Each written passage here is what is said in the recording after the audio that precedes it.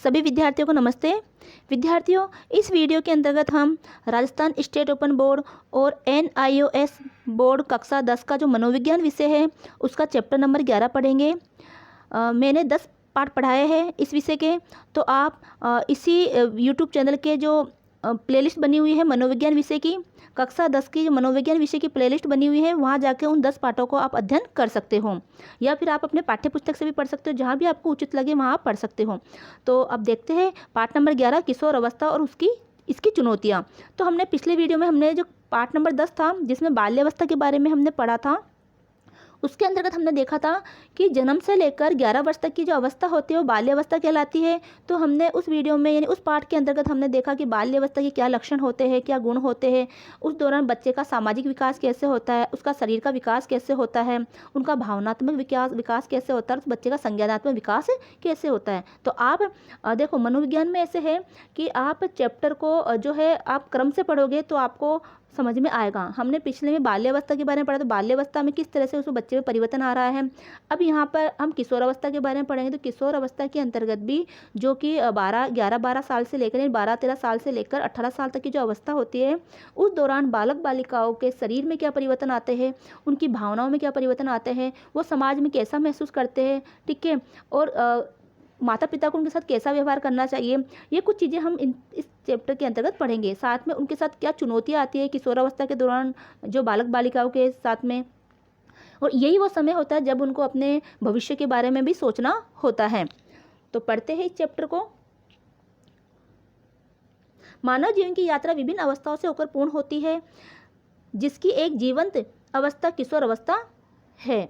किशोर अवस्था बचपन से प्रौढ़ता की ओर संक्रमण काल है। देखो, किशोर अवस्था क्या है, बचपन से लेकर प्रौढ़ता तक, यानी कि बचपन से लेकर प्रौढ़ता, मतलब ये है बचपन की अवस्था कौन सी होगी, 11 वर्ष तक की अवस्था बचपन का समय रहेगा। उसके बाद में 18 साल के बाद में प्रौढ़ अवस्था शुरू हो जाती है, यानी वयस्क अवस्था आ जाती है, यौवन अवस्था के बाद की अवस्था आती है, ठीक है। तो ये उसके बीच का काल है, संक्रमक काल है, यानी दोनों के बीच की अवस्था है, और ये सामाजिक और असामाजिक प्रौढ़ों के निर्माण के में एक महत्वपूर्ण भूमिका निभाती है। देखो, किशोर अवस्था ही यानी कि 12 साल से लेकर 18 साल की जो अवस्था होती है बच्चे की, यही वो अवस्था होती है जिस दौरान अगर वो बच्चा अच्छी संगत में रहता है, वो अच्छा उसकी परवरिश होती है, ठीक है ना, तो वो बच्चा सामाजिक होता है, अच्छे गुणों वाला बनता है, वरना वो असामाजिक हो जाता है, अपराधी प्रवृत्ति का बच्चा बनता है।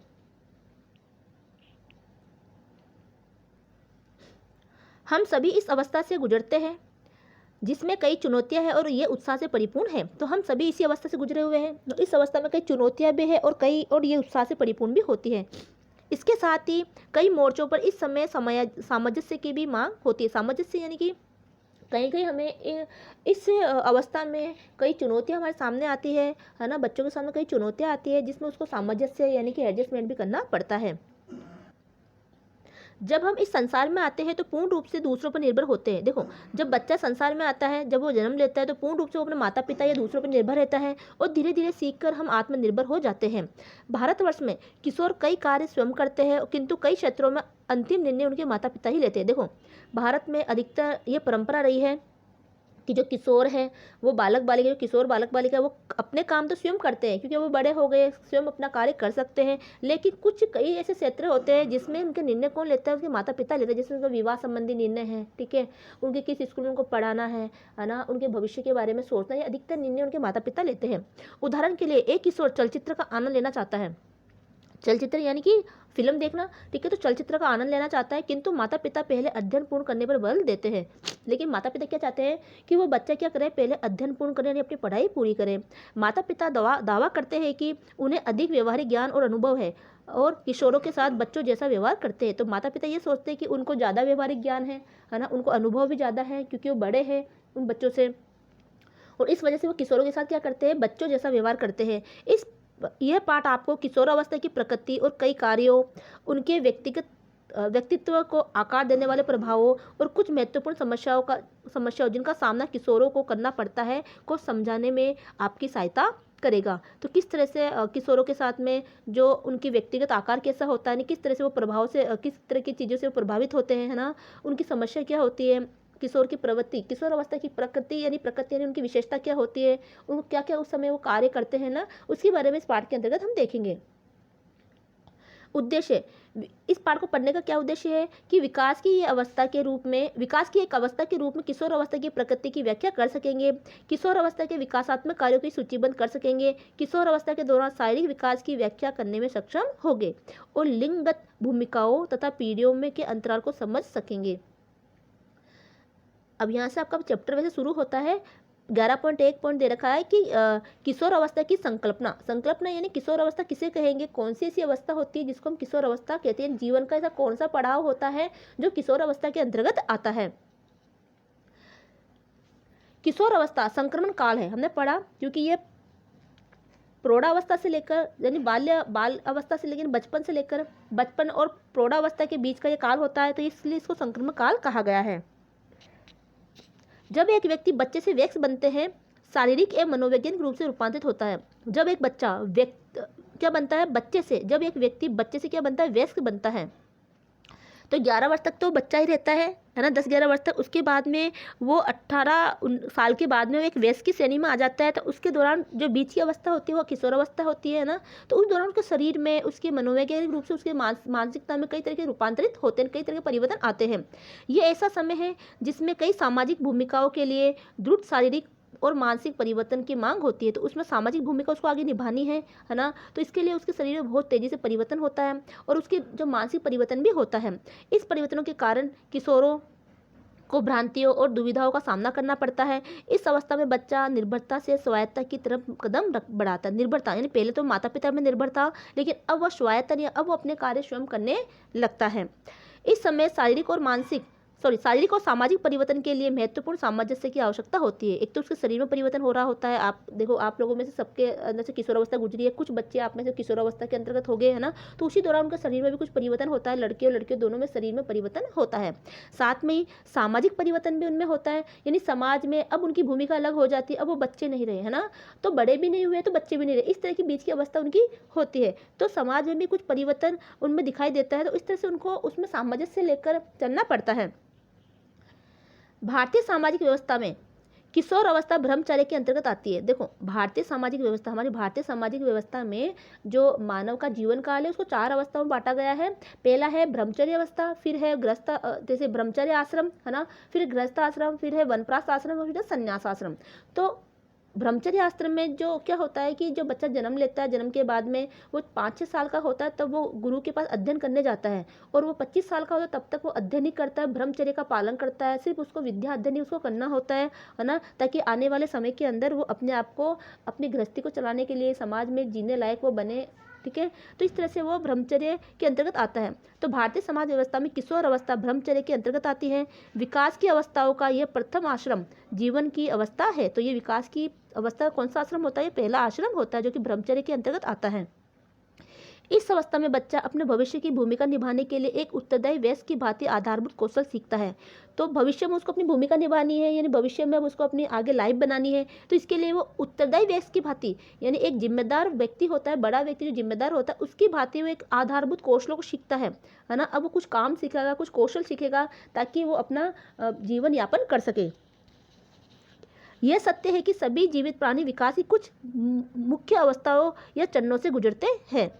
एरिक्सन का विश्वास था कि जीवन की प्रत्येक अवस्था में प्रतिस्पर्धी प्रवृत्तियों में एक विशेष संकट स्थिति या संघर्षपूर्ण स्थिति आती है। देखो, एरिक्सन का ये कहना है कि जीवन की प्रत्येक अवस्था में एक ऐसी अवस्था आती है जिस अवस्था के अंदर उनको प्रतिस्पर्धा करनी होती है, संघर्ष करना होता है ना। तो ये संघर्षपूर्ण स्थिति कौन सी होती है, किशोर अवस्था की ही होती है। यदि व्यक्ति इन सभी बाधाओं का सफलतापूर्वक सामना कर लेता है तो उसका विकास एक सामान्य और स्वस्थ तरीके से होता है। इस चरण में किशोरों को इन सभी भूमिकाओं को एक स्थिर स्व-व्यक्तित्व विकसित करने में समाहित कर देना चाहिए। यदि वे ऐसा करने में असफल होते हैं तो वे इस भ्रांति में रहते हैं कि वे कौन है।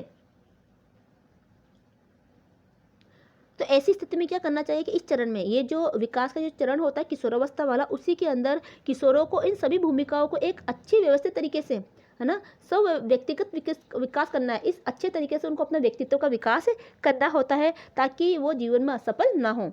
किशोर संक्रमण काल, अगला पॉइंट है किशोर संक्रमण काल।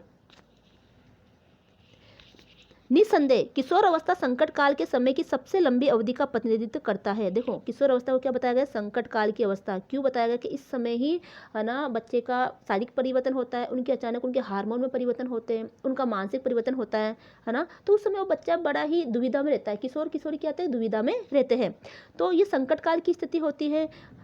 वस्तुतः यह अवस्था तनाव, खिंचाव और आक्रामक तेवर की होती है। तो आपने किशोर अवस्था के बच्चे को देखा होगा, उस समय वो तनाव में रहते हैं, खिंचाव में रहते हैं, साथ में आक्रामक तेवर। उनका छोटे से उन बच्चों को कुछ कह भी दोगे तो उनको तुरंत गुस्सा आ जाएगा, है ना, और आक्रामक तेवर में रहते हैं। ये जीवन में अनेक भ्रांतियां पैदा करती है ना, और अचानक किसी की बातों में भी आ जाते हैं तो अनेक भ्रांतियां भी पैदा करती है। इस चरण में किसी को असल में ये पता नहीं होता है कि वह कहाँ खड़ा है। तो इस स्थिति के अंदर बच्चे को, इस किशोर अवस्था वाले बालक बालिका को पता नहीं होता है कि मैं सही कर रहा हूँ या गलत कर रहा हूँ, या मैं कहाँ पर अभी खड़ा हूँ। ठीक है, मतलब कि मैं किस स्थिति में अभी हूँ। ऐसी धारणा है कि किसी भी भूमिका के बारे में यह अनिश्चितता कई द्विविधाएं पैदा करती है। तो ये जो अनिश्चितता होती है कि वो उसकी भूमिका क्या है जीवन के अंदर, उसको आगे क्या करना है, ठीक है, वो कौन है, उसका अस्तित्व क्या है जीवन में, है ना, ये उसके लिए दुविधा पैदा करती है। ये तो सर्वज्ञात तथ्य है कि किशोर अवस्था में अपराध और आत्महत्या की दर में इतनी बढ़ोतरी व्याप्त होती है कि नशाखोरी की आदत भी प्रारंभ हो जाती है। देखो यही अवस्था होती है कि इस अवस्था के अंदर अपराध करने लग जाता है बालक, ठीक है, क्योंकि उसको सही गलत का पता ही नहीं होता है। आत्महत्या की स्थिति उसमें आ जाती है ना, वो कुछ भावनाओं को सहन नहीं कर पाता। कहीं उसको धोखा मिल गया, दोस्ती में धोखा मिल गया, गर्लफ्रेंड ने धोखा दे दिया ना, या किसी बॉयफ्रेंड ने धोखा दे दिया, तो ये चीज़ें उनकी चलती रहती है ना, या फिर किसी ने कुछ कह दिया तो वो इतने आक्रामक हो जाते हैं कि आत्महत्या तक का प्रयास वो करने लग जाते हैं। और साथ में ही नशाखोरी की आदत हो जाती है, क्योंकि उनको सही गलत का पता नहीं होता है, वो अपने भविष्य के बारे में अच्छे से नहीं सोच पाते हैं, तो वो नशाखोरी की आदत करना प्रारंभ कर देते हैं। और उतनी ही पर्याप्त प्रसन्नता भी होती है।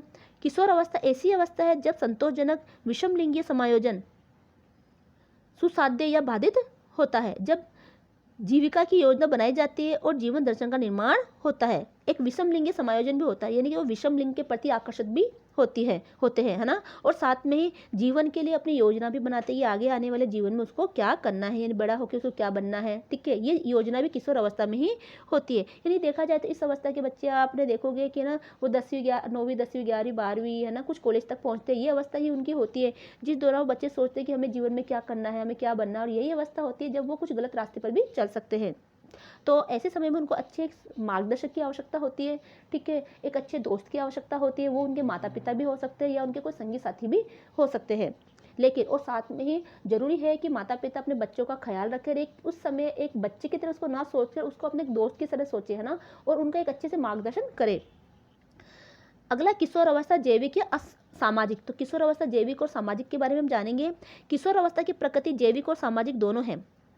किशोर अवस्था का आरंभ लड़कों और लड़कियों में आए जैविक परिवर्तनों से आका जाता है। देखो जैविक का मतलब ये है कि उसके जैविक यानी उसके शरीर में कुछ परिवर्तन आ रहा होता है, यानी 12 साल से लेकर 17-18 साल तक के बीच के दौरान लड़के और लड़कियों के शरीर में भी क्या होता है, तेजी से परिवर्तन आता है। जैसे कि लड़कों की आवाज़ भारी होना, दाढ़ी मूंछ का आना, है ना, इस तरह से उनके कंधे चौड़े होना, इस तरह से कुछ उसमें परिवर्तन आता है। ऐसी लड़कियों में भी कुछ परिवर्तन उस दौरान उनके शरीर में परिवर्तन आता है। तो किशोर अवस्था का आरंभ लड़के और लड़कियों में एक जैविक परिवर्तन से आका जाता है। वास्तव में यौनारंभ के ठीक पहले जो परिवर्तन होता है उसे किशोर अवस्था पूर्व के विकास का प्रवेश कहते हैं। देखो यौनारंभ यानी जवानी प्रारंभ होने से पहले जो अवस्था होती है, जो उनके शरीर में परिवर्तन होता है ना, जो परिवर्तन होता है उसे किशोर अवस्था पूर्व के विकास का प्रवेश कहते हैं। लड़कियों में अधिकतर 9 से 12 वर्ष की आयु में होता है। तो ये अवस्था जैसे कि ये परिवर्तन शुरुआत कब होती है, लड़कियों में 9 से 12 वर्ष की आयु में हो जाती है और लड़कों में 11 से 14 वर्ष की आयु में होता है। इस अवधि के दौरान और उसके कुछ ही समय बाद गौण लैंगिक लक्षण उभरते हैं, है ना, कुछ उनके लैंगिक लक्षण होते हैं वो भी उभरने लगते हैं। लड़कियों में विचित्र रूप से कुल्लों का गोल होना, वक्ष विकसित होना, यौनारंभ में बालों का आना और मासिक धर्म आरंभ हो जाता है। लड़कों में कुछ गौण लैंगिक लक्षण जैसे कि किशोर अवस्था के आरंभ को चिन्हित करते हैं। यौनारंभ में बालों का आना, चेहरे पर बाल आना और स्वर में परिवर्तन होना, यानी उनकी आवाज़ भारी हो जाती है। ये परिवर्तन जैविक परिवर्तन है, जैविक यानी उनके शरीर में ये परिवर्तन आता है। तो अगर आपको यहाँ से प्रश्न बनता है, देखो किशोर किशोरियों में, बालक बालिकाओं में जैविक परिवर्तन किस तरह से होते हैं, तो फिर आपको लिखना है और कौन सी अवस्था में होती है, कौन सी उम्र में होती है। तो लड़कियों में 9 से 12 साल के बाद में शुरुआत हो जाती है, लड़कों में 11 से 14 साल के बाद में शुरुआत या उसी आयु के दौरान शुरुआत हो जाती है। लड़के और लड़कियों के लिए किशोर अवस्था वृहद रूप से सामाजिक परिवर्तन द्वारा चिन्हित होती है। अब देखो उनके सामाजिक परिवर्तन भी होना शुरू हो जाता है ना, वो अब समाज में एक अलग तरीके से अपनी भूमिका रखते हैं, ठीक है, पहले तो छोटे छोटे बच्चों के साथ खेलते थे, छोटे थे तब, है ना, लेकिन अब वो लड़के अलग रहने लग गए, लड़की अलग रहने लगी। आपने देखा कि नहीं मैं तो लड़की हूँ, मैं लड़का हूँ, इस तरह से उनमें थोड़ा अपने शरीर को लेकर भी उनमें थोड़ा परिवर्तन दिखाई देता है। इन कारकों जैसे कि जब एक किशोर घर छोड़ता है तो नौकरी पाता है, किशोर घर छोड़ता है तो क्या पाता है, नौकरी पाता है, और वोट दे सकता है के बाद कि उसका बचपन से प्रौढ़ में रूपांतर पूर्ण हो पाता है। यानी कि जब किशोर नौकरी पाता है और वो वोट दे सकते हैं, 18 साल का हो जाता है, तो उसके बाद का जो बचपन है तो बचपन से प्रौढ़ में रूपांतरित होता है। तो इस तरह से वो किस में रूपांतरित होता है, बचपन से प्रौढ़ अवस्था में रूपांतरित हो जाता है। इस प्रकार इस काल की समयावधि मूलतः एक सामाजिक घटना है। तो ये क्या है, एक सामाजिक घटना होती है जो हमें दिखाई नहीं देती और होती रहती है और अनायास ही वो हो जाती है। ठीक है, क्या हम गौर करते हैं क्या इतनी चीज़ों का कि क्या परिवर्तन हो रहा है, लेकिन धीरे धीरे वो अपने समाज में उठता बैठता है, उसमें कई चीज़ों में धीरे धीरे परिवर्तन उस बच्चे में आते जाते हैं। विकास के इस लंबे समय में किशोर जिन समस्याओं का सामना करते हैं उनकी जैविक और सामाजिक बुनियाद है।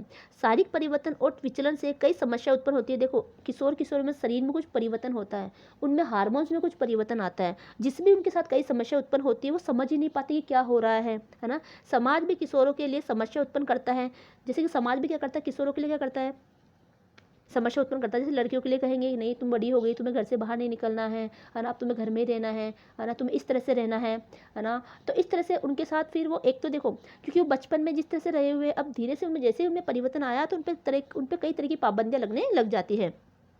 तो ये भी उनके लिए क्या है, समस्या है। वो अब किशोर अवस्था में है तो वो ज़्यादा अपने दोस्तों को ज़्यादा महत्व देते हैं, तो उस दौरान भी उनके थोड़ा घर में जो माता पिता इस चीज़ को मना कर देंगे, नहीं तुम दोस्तों को ज़्यादा महत्व नहीं देना है, लेकिन वो उसको थोड़ा एक लाइटली लेके, है ना, एक समस्या ना समझ के माता पिता को भी उसको चीज़ों को समझाना चाहिए और अपने अपने बच्चों को, किशोर अवस्था वाले बालक बालिकाओं को एक दोस्त के रूप में ट्रीट करना चाहिए।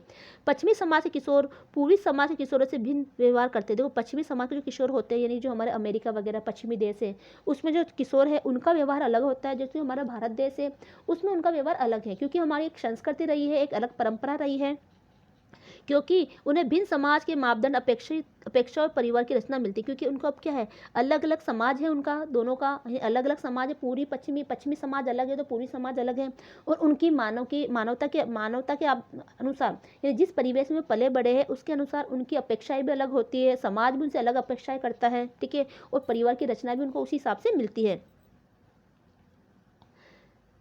देखो ये कुछ करके सीखने वाली गतिविधि है, जिसके अंदर आपको करना है कुछ ऐसे विषयों की सूची बनाइए जिसमें आप और आपके मित्र कठिनाई का अनुभव करते हो, क्योंकि आपके माता पिता के हस्तक्षेप के कारण आप नौकरी करने के लिए स्वतंत्र नहीं हैं। अपने से बड़ों के से वार्ता करिए कि क्या आप अपने माता पिता के साथ कुछ मतभेदों को समझौते द्वारा कम कर सकते हैं। ठीक है, तो आप मान लो अब कई बार किशोर होते हैं कि जो किशोर अवस्था में उनको लगता है कि हाँ चलो मैं एक्टिंग करूँगा या फिर मैं डांस सीखूंगा, तो ऐसी कई चीज़ें होती है। उस दौरान माता पिता कहते हैं कि नहीं ये काम तुम्हारा थोड़ी ना है, तुम्हें ये काम करोगे तो हमारे घर की क्या इज्जत रहेगी या हमारे घर के बारे में लोग क्या कहेंगे, है ना। तो ऐसी कई चीज़ें होती है जो उनके नौकरी में करने के लिए वो स्वतंत्र नहीं हो पाते हैं और उनको अपने माता पिता की आज्ञा लेनी पड़ती है। अगला है संक्रमण के नमूने को निर्धारित करने वाले कारक। अब ये संक्रमण काल होता है, जो किशोर अवस्था होती है उसको क्या चीज़ें निर्धारित करती है।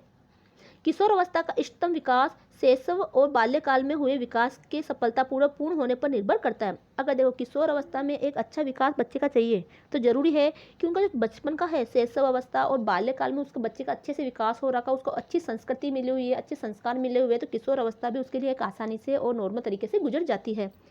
किशोरों के लिए प्रौढ़ावस्था में प्रवेश करना कितना आसान है, ये अंशतः उन व्यक्तियों पर, अंशतः परिवेश के से प्राप्त सहायता या बाधाओं पर और अंशतः उनके द्वारा किए गए अनुभवों पर निर्भर होता है। देखो किशोर अवस्था से प्रौढ़ावस्था में वो कितनी आसानी से प्रवेश करता है, ठीक है, इसके लिए जरूरी क्या है कि वो व्यक्ति जो है, जो बच्चा है, वो किस परिवेश में रहा है, ठीक है, उनको किस बाधाओं, जो उनके साथ समस्या आई, बाधाएं आई, उनको उनके परिवार वालों ने कैसे उनको हल निकाला है ना, क्या वो अनुभव करते हैं, उनके अनुभव कैसे माता पिता से उन्होंने शेयर किया है, कैसे उन्होंने बांटा और उसका समस्याओं का समाधान उन्होंने कैसे निकाला है, ये सभी चीज़ें उनको जो किशोर अवस्था की समस्याओं से दूर करने में आसानी करती है और वो आसानी से प्रौढ़ अवस्था में प्रवेश कर जाते हैं। आइए हम इनमें से कुछ कारकों का अध्ययन करें। अगला है संक्रमण गति। तो देखो इसमें पहला कारक क्या है, संक्रमण गति। किशोर अवस्था में परिवर्तन बड़ी तेजी से होता है, तेज गति से होता है। देखो किशोर अवस्था में परिवर्तन क्या होता है, बड़ी ही तेज गति से होता है। किसी भी अन्य अवस्था में व्यक्ति इतने कम समय में इतने अचानक और कठिन परिवर्तन से नहीं गुजरता। आपने देखा होगा किशोर अवस्था जैसे कि 12 साल 13 साल से लेकर 17-18 साल तक होती है, उस दौरान आपने देखा 4-5 सालों के अंदर बच्चे के शरीर में इतनी तेजी से विकास होता है, उतना तेजी से विकास और किसी अवस्था में नहीं होता है। तो इसी वजह से वो अचानक कई कठिनाइयों से गुजरता है और कई अन्य आयु इस आयु में हुए परिवर्तनों जैसे परिवर्तनों को सुलझाने के लिए कम ही तैयार होते हैं। तो इसमें क्या होता है, और कई अन्य आयु कोई और कोई अन्य आयु इस आयु में हुए परिवर्तनों जैसे परिवर्तनों को सुलझाने के लिए कम ही तैयार होते हैं। ठीक है, तो इस दौरान तो अन्य आयु में इस तरह के परिवर्तन नहीं हो पाते। अगला है संक्रमण की लंबाई। अब संक्रमण काल कितना लंबा चलेगा, ठीक है, उसकी लंबाई क्या रहेगी। जो अधिक तीव्रता से परिपक्व होते हैं शारीरिक विकास के संबंध में के सामंजस्य में अधिक कठिनाई का अनुभव करते हैं। देखो इस दौरान संक्रमण में तीव्रता यानी लंबाई में जो अधिक तीव्रता से परिपक्व होते हैं, जो किशोर किशोरी बहुत जल्दी से परिपक्व हो जाते हैं, ठीक है, उनको अन्य उनके साथी संजी है, जो उनके साथी लोग हैं जो दूसरे भी किशोर अवस्था में जो उन्हीं के साथ में गुजर रहे हैं, उनके साथ उनको सामंजस्य करने में क्या होती है, कठिनाई महसूस होती है। सामान्यतः उनके वयस्कों जैसे व्यवहार की अपेक्षा की जाती है, क्योंकि वे वयस्क जैसे दिखते हैं। क्योंकि कुछ बच्चे ऐसे होते हैं जो बड़े दिखते हैं, हालांकि उनकी उम्र तो नहीं है, लेकिन वो वयस्क जैसे दिखाई देने लग जाते हैं। ठीक है, तो फिर वो है क्योंकि उनमें बुद्धि तो क्या है, अभी उनका जो मानसिक स्थिति तो उनकी किशोरों जैसी है। भले ही वो शरीर से लंबे चौड़े शरीर में ऐसा परिवर्तन आ गया है, वो बड़े जैसे दिखते हैं। आपने कई किशोर किशोरी को देखा होगा, है ना, जिनकी आयु तो 16-17 साल की 15-16 साल की होती है, लेकिन वो वैक्स जैसे लगने लग जाते हैं, यानी बड़ों जैसा लगने लग जाते हैं ना। तो माता पिता चाहते हैं कि वो बड़ों जैसा ही क्या करे, व्यवहार करे। अरे भाई कैसे करेगा बड़ों जैसा व्यवहार, क्योंकि उनकी मानसिक स्थिति तो भी किशोर अवस्था के अंदर ही है, उनका शरीर का विकास इतने से हुआ है। ठीक है, तो उनसे अपेक्षा की जाती है कि वो वयस्कों जैसा यानी बड़ों जैसा व्यवहार करे या बड़ों जैसा ही दिखे। दूसरी तरफ अधिक लंबी किशोर अवस्था भी समस्या लेती है। अब कुछ एक तो बहुत जल्दी से किशोर अवस्था मिल गई किसी को, और किसी को ऐसा होता है कि अभी जल्दी से किशोर अवस्था खत्म ही नहीं हुई, वो धीरे धीरे बड़े हो रहे हैं। ठीक है, तो वो भी उनको बड़ी समस्या देती है, क्योंकि वो चल तो किशोर अवस्था में रहे, लेकिन कहता है ये तो अभी बच्चा ही है। ठीक है, उसमें तो कुछ अक्ल ही नहीं है, ये तो बच्चे जैसा ही दिखता है ना। लेकिन उनकी स्थिति तो क्या है, 17-18 साल का होगा, लेकिन फिर भी कई बच्चे बड़े मासूम दिखते हैं, यानी छोटे बच्चों के जैसे लगते हैं वो, है ना। उनकी उम्र तो है, लेकिन उनकी स्थिति, उनका शारीरिक बनावट, उनकी ढांचा उनकी अभी बाल्य अवस्था जैसी दिखती है। तो ऐसी स्थिति में क्या होती है, जो लंबी किशोर अवस्था चलती है, जल्दी से भी पूरा किशोर अवस्था पूर्ण नहीं हुई है, तो ऐसी स्थिति उस बालक के लिए समस्या खड़ी कर देती है।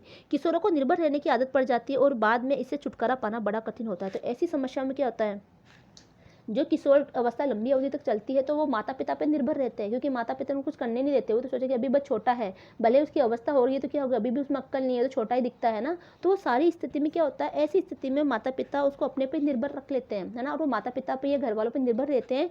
तो फिर उस निर्भरता से छुटकारा पाना भी बड़ा मुश्किल होता है। प्रशिक्षण में रुकावट। अब कुछ ट्रेनिंग लेने में भी उनको रुकावट पैदा की जाती है। किशोर अवस्था में तनाव एवं खिंचाव अधिकतर समस्या में रुकावट के कारण होता है। उदाहरण के लिए किशोर अवस्था में उत्तरदायित्व की कल्पना करना कठिन है, क्योंकि बच्चे को निर्भर और आज्ञाकारी बनाने की शिक्षा दी जाती है। देखो किशोर अवस्था में उत्तरदायित्व की कल्पना करना मतलब कि किशोर अवस्था का बालक बालिका है, तो आप इसमें ये मत सोचो कि उसमें पूरी जिम्मेदारी की भावना आ गई है ना। अभी उत्तरदायित्व की कल्पना करना उसके लिए क्या है, कठिन है ना, क्योंकि वो बच्चा अभी क्या कर रहा है, आज्ञाकारी बनना है ना। अभी वो आत्मनिर्भर बन रहा है, अभी वो निर्भर और आज्ञाकारी बनने की शिक्षा ले दी जा रही है उसको। सिर्फ अभी निर्भर ना रहे वो किसी पर, है ना, बच्चे को निर्भर और आज्ञाकारी बनने की क्या दी जा रही है, शिक्षा दी जा रही है। तो ऐसे में उसके साथ में उत्तरदायित्व की भावना की कल्पना करना बड़ी कठिन है। निर्भरता की स्थिति। युवा किशोर कितने निर्भर है, मुख्य रूप से ये बचपन में दिए गए प्रशिक्षण के स्वरूप पर निर्धारित होता है। देखो जो युवा किशोर हो गए, जो बड़े किशोर हुए हैं, जो किशोर हो गए, जो 17-18 साल के हो गए, वो मुख्यतः कितने निर्भर है किसी पर, ये उनके बचपन में दी गई शिक्षा पर निर्भर करता है कि बचपन में उनको क्या प्रशिक्षण दिया गया है। मान लो कई बार होता है छोटे छोटे बच्चे जो होते हैं उनको, है ना, कपड़ा धोना है ना, ब्रश करना है, अपनी रोटियों को परोसना है, खुद खाना लेना है, खुद बर्तन साफ करना है। ये छोटे छोटे बच्चों को जब सिखा दिया जाता है तो वो आत्मनिर्भर नहीं रहता है, फिर वो निर्भर नहीं रहता, वो आत्मनिर्भर हो जाता है। लेकिन तो उनको प्रशिक्षण बचपन में दे दिया गया, है ना, उनको अपने वस्तुओं को व्यवस्थित ढंग से रखना है ना, ठीक है। लेकिन कुछ किशोर ऐसे होते हैं जिनको माता पिता ने ये प्रशिक्षण दिया नहीं है, घर वालों ने चीज़ें उनको नहीं सिखाई है, तो फिर वो बड़े भी हो जाते हैं तो भी क्या करते हैं, अपने घर वालों पे पूरी तरह से निर्भर रहते हैं। अपने कपड़े धोने से लेकर सारे काम किससे करवाते हैं, अपने घर वालों से ही करवाते हैं। उनसे वो काम उनसे होता ही नहीं है, क्योंकि उनको बचपन में प्रशिक्षण दिया ही नहीं गया। अक्सर माता पिता निर्भरता को प्रोत्साहित देते हैं। माता पिता क्या करते हैं, कि नहीं तेरा काम मैं ही करूँगी, है ना। माता कहती कि नहीं तेरे तो कपड़े मैं ही धोऊंगी, तेरे काम मैं ही करूँगी, ठीक है। तो इससे क्या होता है, किशोर तो है क्या निर्भर ही रहता है, क्योंकि वे सोचते हैं कि किशोर अपने व्यवहार का उत्तरदायित्व लेने के लिए अभी तैयार नहीं है। वो क्या सोचते हैं माता पिता कि अभी तो ये बच्चा है ना, अभी उसको अभी ये इतना काम नहीं कर पाएगा। लेकिन तो ये क्या होती है फिर, ये स्थिति क्या करती है उन बच्चों के अंदर, उन किशोरों के अंदर आगे जाके समस्या उत्पन्न करती है, क्योंकि फिर वो बच्चा आत्मनिर्भर नहीं बन पाता। वो जब मान लो वो नौकरी करने के लिए बाहर जाएगा, तब कौन से उसके घर वाले साथ जाएगा, क्योंकि खुद का काम खुद ही करना पड़ेगा ना। तो ऐसी स्थिति फिर उनको तनाव देती है ना। वो अपने आप को आत्मनिर्भर नहीं कर पाते, तो फिर घर को छोड़ के जाते ही नहीं हैं। तो माता पिता को भी लगता है कि भाई मैं कैसे निकलूँ, मेरा बच्चा तो अकेला बाहर जाएगा, ये तो कभी अकेला रहा ही नहीं, ये तो कभी अकेला खाना भी नहीं पकाया इसने, अपने कपड़े भी कभी नहीं धोए हाथ से, है ना। तो ऐसी स्थिति फिर क्या होती है ना, उनके लिए, बच्चे के लिए भी घातक सिद्ध होती है, क्योंकि वो बच्चे को आगे बढ़ने ही नहीं देती है। और माता पिता के लिए भी वो माता पिता की अपेक्षाएं बढ़ती है कि नहीं मेरे बच्चे तो इस हिसाब से करना चाहिए, इसको ये नौकरी मिलनी चाहिए, इसको इतना कमाना चाहिए, या इसको ऐसे आगे बढ़ना चाहिए। लेकिन बढ़ेगा कहाँ से, आपने उसको उस हिसाब से उसको प्रशिक्षण बचपन से ही नहीं दिया। अस्पष्ट स्थिति, भारत जैसे समाज में बच्चे के अपेक्षा की जाती है, देखो भारत जैसे समाज में बच्चे से अपेक्षा की जाती है कि वह अपने माता पिता के पद चिन्हों पर चले। देखो माता पिता क्या चाहता है, जैसे मैं हूँ, जैसा काम मैं कर रहा हूँ, जैसे जिस व्यवहार में मैं रहा हूँ, जैसे परिवेश में मैं रहा हूँ, जैसी सोच समझ मेरी, वैसे ही मेरा बेटा बने, जो मैं हूँ वैसा ही मेरा बेटा बने। जबकि ऐसा नहीं है, ये मेरी बेटी भी ऐसी होनी चाहिए, लेकिन ऐसा नहीं है, क्योंकि वो अपने माता पिता के पद चिन्हों पर नहीं चल सकते, क्योंकि उनके माता पिता का परिवेश अलग रहा है, आज का परिवेश अलग है। ये उन्हें नकल करने के लिए व्यवहार का नमूना देते हैं। तो वे क्या करते हैं, उनको नकल करने के लिए, देखो वो ऐसे थे, हमने ऐसा किया है, हम ऐसे रहे हैं, तो वो ऐसे व्यवहार का नमूना देते हैं। इसके विपरीत स्वतंत्र समाज में ये माना जाता है कि प्रत्येक व्यक्ति स्वयं के विकास के लिए अपना तरीका चुनने के लिए स्वतंत्र है। जबकि स्वतंत्र समाज है उसमें क्या माना जाता है कि प्रत्येक व्यक्ति अपना व्यक्तित्व, अपना विकास करने का तरीका चुनने के लिए क्या है, वो स्वतंत्र है। अगला है विवादित मांगे। अक्सर किशोरों को माता पिता, शिक्षकों, साथियों और समाज द्वारा की गई मांगों का सामना करना पड़ता है, क्योंकि कई मांग जो है किशोरों से की जाती है कि नहीं तुम्हें ऐसा बनना है, तुम्हें ऐसा करना है, तो उससे भी उनका भी सामना उनको करना पड़ता है।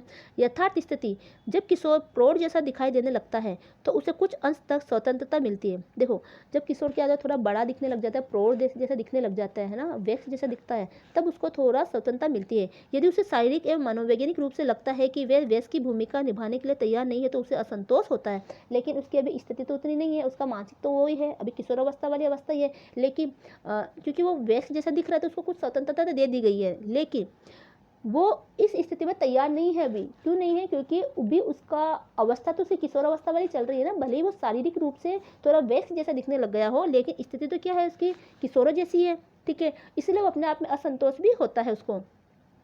अगला पॉइंट है प्रेरणा। किशोर अवस्था में एक अद्भुत अवस्था से गुजरता है। देखो किशोर अवस्था में किशोर क्या करता है, एक विशेष अवस्था से गुजरता है जिसमें वे सोचते हैं जीवन में आई नई समस्याओं से कैसे निपटे। इस अवस्था में बच्चा समझता है, किशोर समझता है कि जीवन में आई नई समस्याओं से हमें कैसे निपटेंगे। वे बढ़ना चाहते हैं, किंतु वे प्रौढ़ावस्था की चुनौतियों से निपटने की योग्यता के संबंध में अनिश्चित होते हैं। जब तक असुरक्षा की भावना रहेगी, प्रौढ़ावस्था में रूपांतरण के लिए थोड़ी ही अभिप्रेरणा मिलेगी। यदि माता पिता, शिक्षक और समाज विकास में आने वाली बाधाओं को कम या समाप्त कर दे, तो किशोर अपने लक्ष्य प्रौढ़ावस्था तक पहुंचने की दिशा में आराम से अग्रसर हो सकते हैं और रूपांतरण के लिए अभिप्रेरित प्रेरणा सामान्य रूप से बढ़ सकती है। अभिप्रेरणा यानी मोटिवेशन बढ़ेगा उनमें, अपने आप में रूपांतरण होने के लिए और आगे बढ़ने के लिए उनको अभिप्रेरणा मिलेगी जब माता पिता, समाज है ना, उनके विकास में आने वाली कठिनाइयों को वो अगर वो समाप्त कर दें, ठीक है, और उनको एक अच्छी दिशा में पहुंचाने का कोशिश करे, उनको एक अच्छे प्रौढ़ बनाने की कोशिश करे, तो फिर वो आगे उनमें मोटिवेशन आएगा और वो एक आसानी तरीके से अपनी किशोर अवस्था को पार कर जाएंगे और एक अच्छे इंसान के रूप में, एक सामाजिक व्यक्ति के रूप में वो आगे बढ़ेंगे और उनके सामाजिक व्यक्तित्व के रूप में ही उनके एक व्यक्तित्व का विकास होगा। अब देखो यहाँ पर कुछ प्रश्न दे रखे हैं कि किशोरों के रूपांतर के नमूनों को निर्धारित करने वाले कारकों की व्याख्या कीजिए। तो अभी हमने ये पढ़ा, ये सारे कारक ही है इसके ना, तो इनको आपको लिखना है। अगला प्रश्न है किशोर अवस्था क्या है, एक किशोर को किन की चुनौतियों का सामना करना पड़ता है, तो ये भी हमने पढ़ा है। अगला पॉइंट है विकासात्मक कार्य। 11.5 विकासात्मक कार्य। हेविंगहर्स्ट ने निम्नलिखित कार्यों की सूची बनाई है। देखो ये हेविंगहर्स्ट की सूची है कि उन्होंने निम्नलिखित कुछ सूचियां बनाई हैं। जो विकासात्मक कार्य में होता है, दोनों लिंगों के समन्वय, मित्रों के साथ नए और अधिक परिपक्व संबंधों की प्राप्ति। देखो दोनों लिंगों में समन्वय, यानी चाहे वो लड़का हो या लड़की, उनके दोनों मित्रों में समन्वय की स्थिति होनी चाहिए, दोनों लिंगों में समन्वय होना चाहिए, है ना, और नए परिपक्व संबंधों की प्राप्ति होनी चाहिए। स्त्री या पुल्लिंग सामाजिक भूमिका प्राप्त करना, स्त्रीलिंग और पुल्लिंग हो लेकिन वो सामाजिक भूमिका प्राप्त करे, अपने शारीरिक गठन को स्वीकार करे और शरीर का प्रभावी उपयोग करना। उनका जो भी शारीरिक गठन है उसको वो क्या करे, स्वीकार करे। अब मान लो किशोर किशोरियों में क्या होता है, किशोर अवस्था में अधिकतर लड़कों में क्या होता है कि मैं तो दुबला पतला हूँ तो मुझे तो जिम जाना चाहिए, या मुझे तो ये खाना चाहिए ताकि मैं मोटा हो जाऊँ। वो सप्लीमेंट्री दवाइयों का उपयोग करने लग जाते हैं अच्छा सुंदर दिखने के लिए, है ना, या किसी हीरो हीरोइन का वो देख कर कि हमें तो ऐसा बनना चाहिए, हमारे को बॉडी बनानी है। तो ये स्थिति क्या करती है, उनके लिए विपरीत भी घातक भी साबित हो सकती है, क्योंकि उनके शारीरिक जो ढांचा है वो तो जो उनके माता पिता से, जो उनको अनुवांशिकता से मिला वही रहेगा, ठीक है। तो वो जैसे है वैसे ही वो अपने आप को क्या करे, स्वीकार करे, और अपना जो उनका शारीरिक ढांचा है ना, शारीरिक गठन है, उसको वो प्रभावी रूप से उसका उपयोग करे। माता पिता और अन्य प्रौढ़ों की संवेगात्मक स्वतंत्रता प्राप्त करना, आर्थिक स्वतंत्रता का विश्वास प्राप्त करना, आर्थिक रूप से वो क्या हो, स्वतंत्र हो, वो कुछ अच्छा काम करे, है ना, व्यवसाय का चयन करे और तैयारी करना है, वो उनको व्यवसाय का चयन करना और क्या करनी है, तैयारी करनी है। विवाह और पारिवारिक जीवन की तैयारी करे, है ना। अगला है नागरिक निपुणता के लिए बौद्धिक कुशलता और आवश्यक संकल्पनाओं का विकास करना, उत्तरदायी सामाजिक व्यवहार की इच्छा करना और प्राप्ति करना, व्यवहार को निर्देशित करने के लिए मूल्यों और एक नीतिगत तंत्र की प्राप्ति करना। अब ये कुछ पाठगत प्रश्न है। इसमें पहला प्रश्न है कि किशोरों के विकासात्मक कार्यों में सम्मिलित है, तो इसका आंसर आएगा ए, विवाह और परिवार के लिए तैयारी। क्योंकि देखो खिसकना और रेंगना बच्चों जैसे व्यवहार का प्रदर्शन उपयोग में से कोई नहीं, तो ये दोनों तो देखो बाल्यावस्था की चीज़ें है ना, बाल्यावस्था की कार्य है।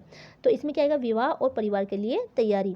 अगला प्रश्न है दूसरा, रॉबर्ट हेविंगस्टन ने कितने विकासात्मक कार्यों का उल्लेख किया है, तो उन्होंने कितने विकासात्मक कार्य बताए, उन्होंने 10 विकासात्मक कार्य बताए जो अभी हमने पढ़े हैं। देखो ये विकासात्मक कार्य है, ये इन्हीं के है, रॉबर्ट ये हेविंगस्ट के है विकासात्मक कार्य, तो ये 10 कार्य उन्होंने बताए हैं।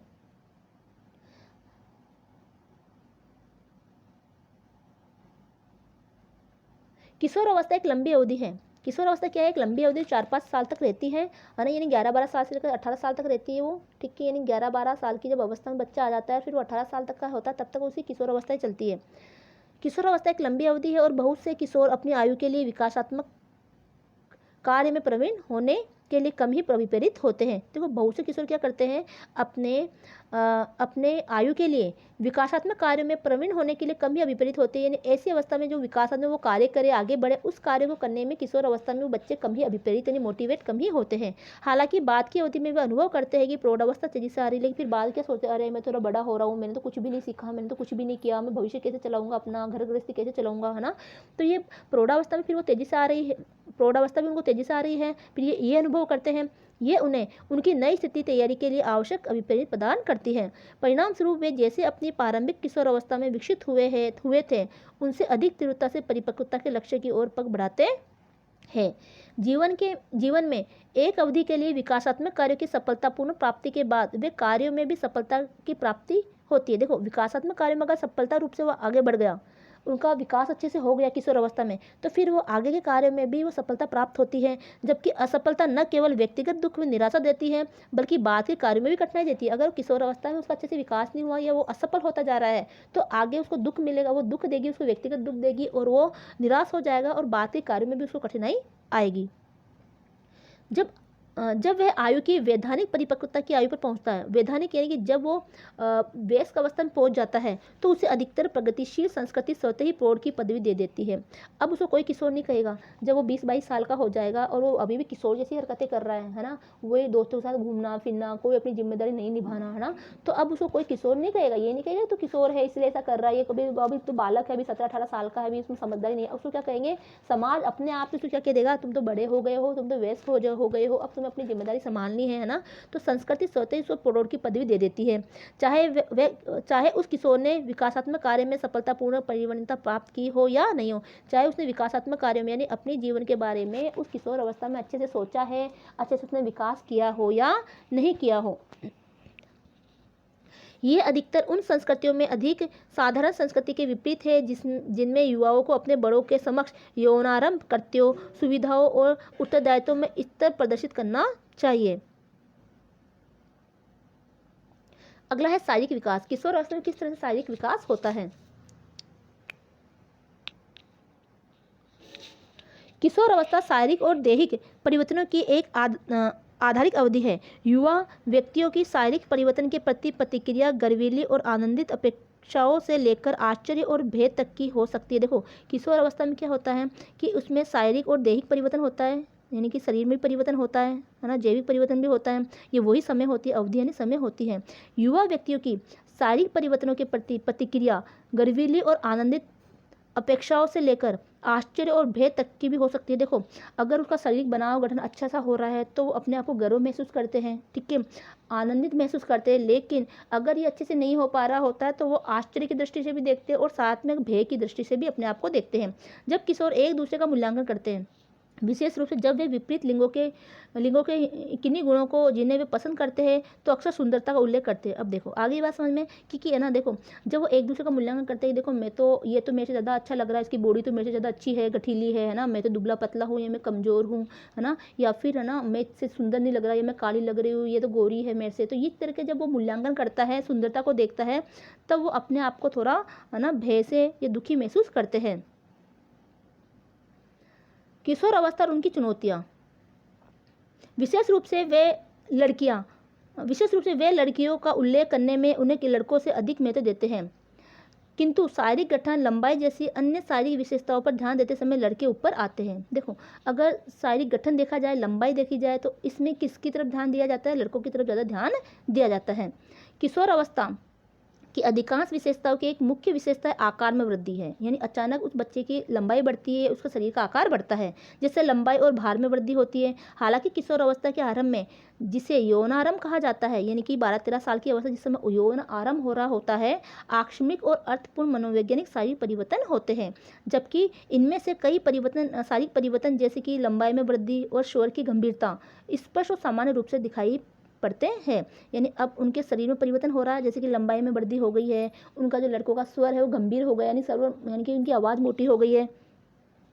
ये स्पष्ट और सामान्य रूप से दिखाई पड़ते हैं। कुछ अन्य परिवर्तन छिपे हुए या कम स्पष्ट किंतु अर्थपूर्ण होते हैं। अभिवृद्धि में आवेग,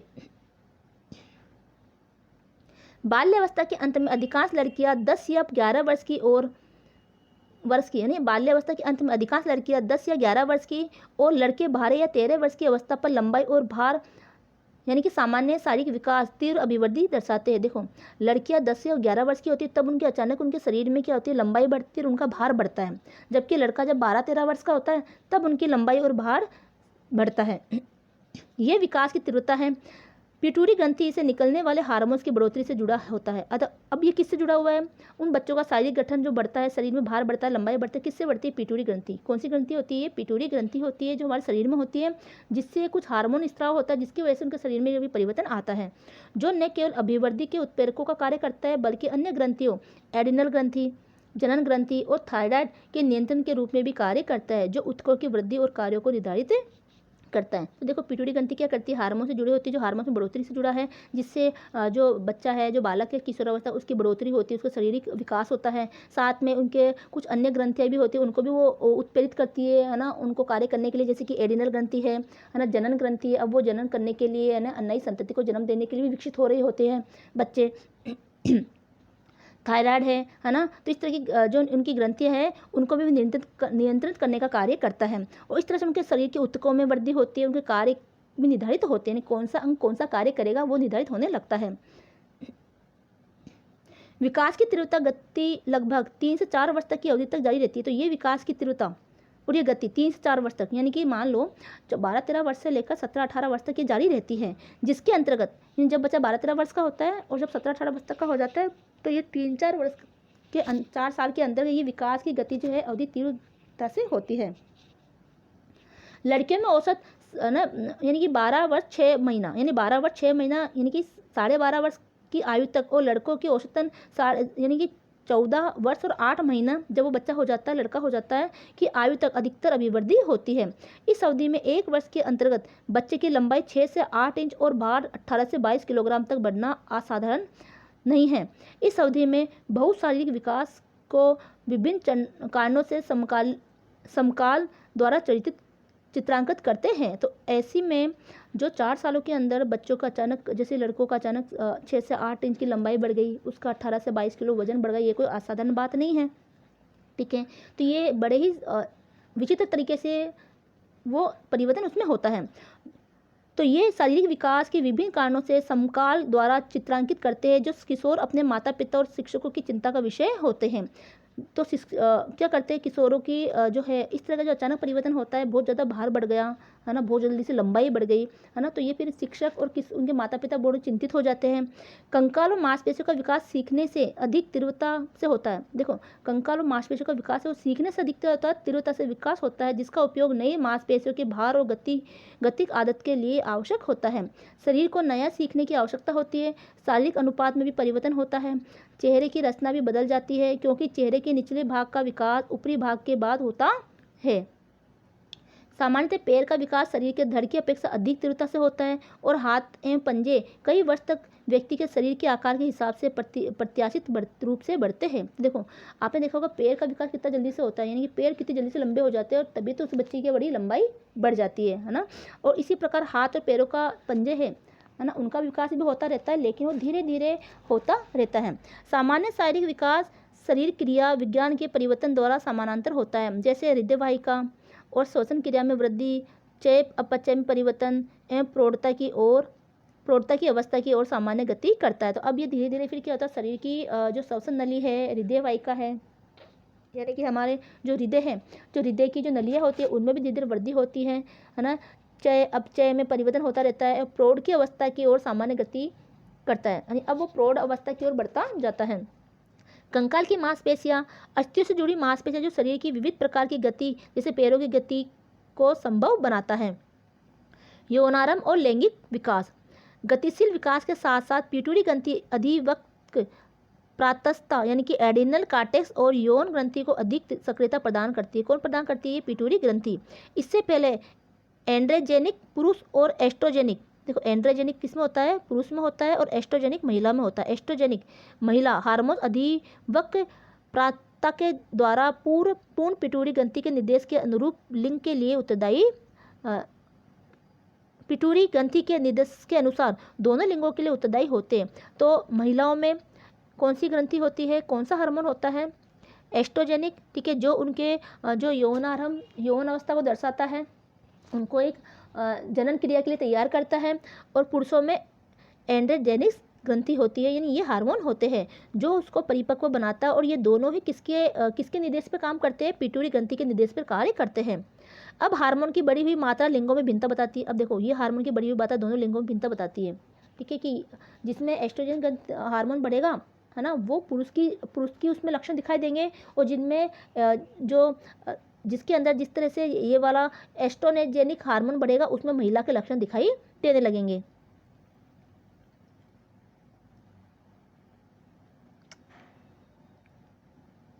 लिंग हार्मोन वे पदार्थ है जिनका स्राव गोनेड द्वारा होता है, और ये प्रजनन कार्य और गौण यौन विशेषताओं का निर्धारण करते हैं। जैसे महिलाओं में एस्ट्रोजन और पुरुषों में टेस्टोस्टेरोन। टेस्टोस्टेरोन पुरुष लिंग हार्मोन है जो परिपक्व हो जाने पर गौण यौन विशेषताओं के लिए उत्तरदायी होता है, जबकि महिला के शरीर में एस्ट्रोजन द्वारा यह भूमिका निभाई जाती है। इसके अलावा जननांग और लिंग उपयुक्त उत्तक इन विशिष्ट हार्मोन के प्रति संवेदनशील होते हैं। लड़कों में इन परिवर्तनों का प्रारंभ वृषण कोष के बढ़ने से परिलक्षित होती है। प्रत्येक लिंग में शारीरिक परिवर्तन की एक श्रृंखला होती है जिसकी उपस्थिति अत्यंत अपेक्षित है और जिसका अनुक्रम अटल है। तो देखो, प्रत्येक व्यक्ति के अंदर प्रत्येक जो व्यक्ति है ना, प्रत्येक व्यक्ति में प्रत्येक लिंग जो होता है, प्रत्येक शारीरिक परिवर्तन उसमें एक समान तरीके से ही होता है, और ये अटल है कि उसमें ये परिवर्तन होगा।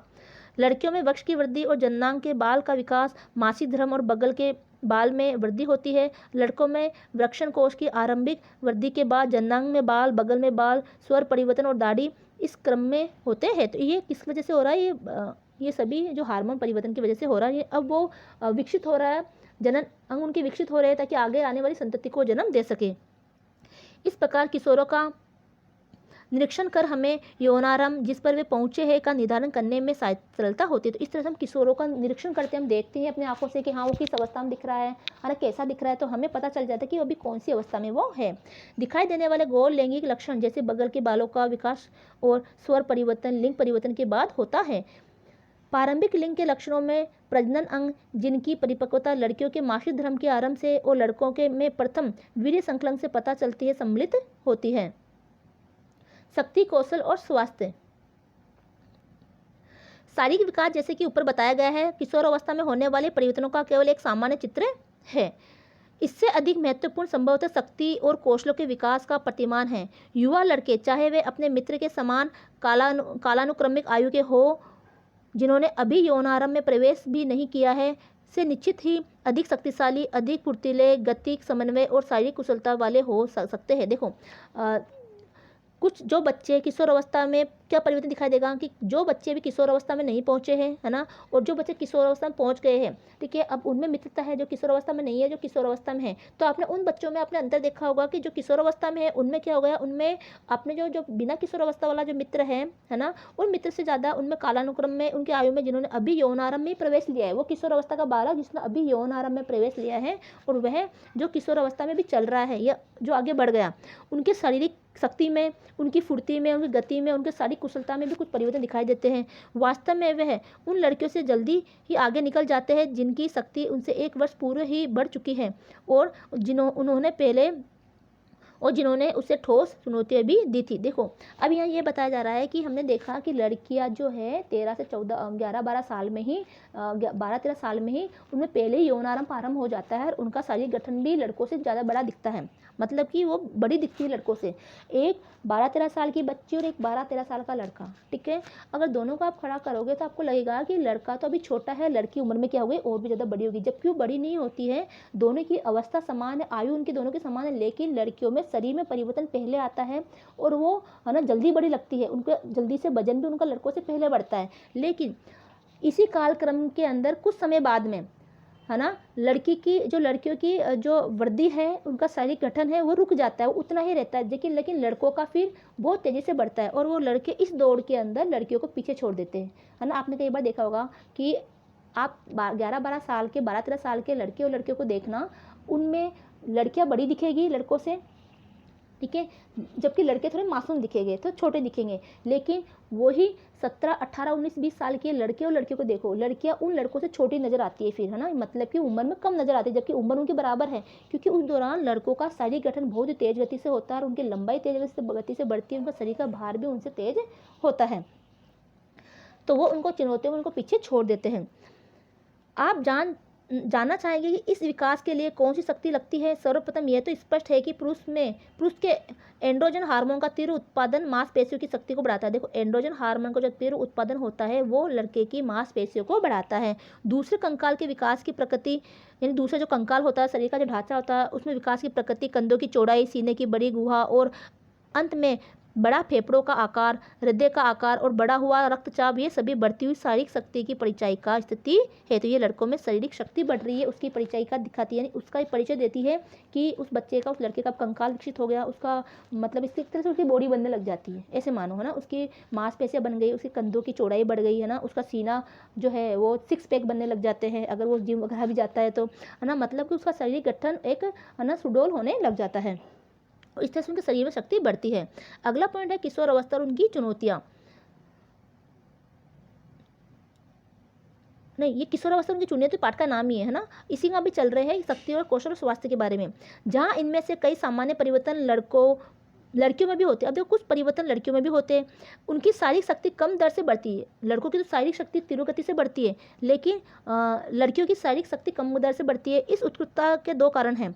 जैविक वैज्ञानिक, पहला कारण क्या है, जैव वैज्ञानिक, लड़के चौड़े कंधे, सीने की बड़ी गुहा और पाँव की उत्तम शक्ति से लाभान्वित होते हैं। सांस्कृतिक, लड़कियां इस शक्ति के विकास के लिए कम उत्साह प्राप्त करती है। ये सत्य है कि उन्हें विपरीत दिशा, कमजोर और निर्भर होने या कम से कम वे अपने होने का दिखावा करने के लिए उत्साहित किया जाता है।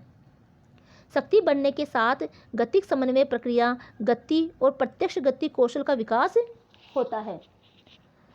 शारीरिक विकास का मूल्यांकन करने से एक महत्वपूर्ण विचार करना होता है कि इष्टतम क्या है। लंबाई भार चार्ट औसत पर निर्भर होता है, किंतु जब युवाओं का एक बड़ा भाग अधिक भार वाला होता है तो उसका निर्णय दोषपूर्ण हो जाता है। निश्चित रूप से औसत अधिकतम नहीं हो पाता। ये होता, ये निश्चित रूप से अधिकतम नहीं होता है, एक दोषपूर्ण हो जाता है अगर युवाओं का एक बड़ा भाग अधिक भार वाला हो जाता है, यानी वो ज़्यादा मोटा हो गया है ना, ज़्यादा भार वाला हो गया, तो फिर वो औसत को प्राप्त ना करके वो एक दोषपूर्ण हो जाता है। अब ये कुछ प्रश्न दे रखा है कि किशोर अवस्था कैसे एक दीर्घकालिक विकास और लिंग विकास की अवस्था होती है, व्याख्या कीजिए। प्रश्न संख्या अब अगला पॉइंट है 11.7 लिंग भूमिका।